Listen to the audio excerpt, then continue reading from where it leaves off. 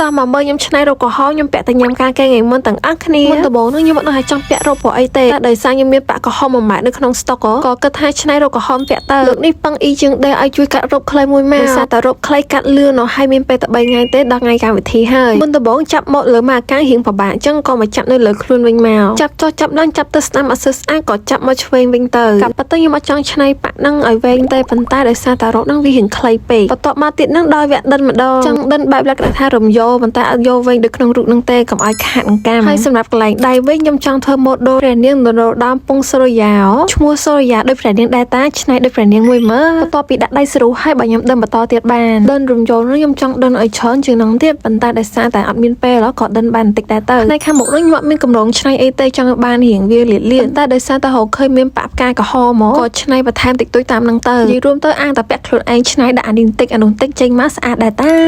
ឲ្យបន្ទុកមិនដែរអ្នកនរគ្នានេះខំឆ្នៃឡើងពី3ថ្ងៃហ្មងណាដិនលក្ខណៈថាយូរដោយសារតែដិនជើងនេះ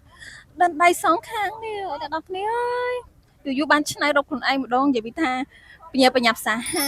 ពីមុនគាត់ថាពណ៌ក្រហមហាក់ស៊ីខ្ញុំទេដោយសារតែវាពណ៌រៀងស្រស់ពេកនេះណាពេលដាក់ពណ៌ក្រហមទៅអ្នកជុំវិញខ្លួនគេថាឃើញសាច់ឡើងសមានអារម្មណ៍ថាឥឡូវដូចស្លាញ់ពណ៌ក្រហមឬក៏ក្រហមនឹងតំណាងឲ្យស្នេហាមែននិយាយលេងទៅអ្នកនរគ្នាហើយកូនជើងដេមែនតែមិនប្រកាសថាពាក់បានគ្រប់ពណ៌ដែរដោយសារតែបើមានពេលយើងបានឆ្នៃម៉ូដថ្មីពេកចឹងណាបើមានពេលពាក់រូបដដែលចឹងទៅចឹងកុំភ្លេចដាក់បន្ទុកឲ្យម្នាក់មួយផង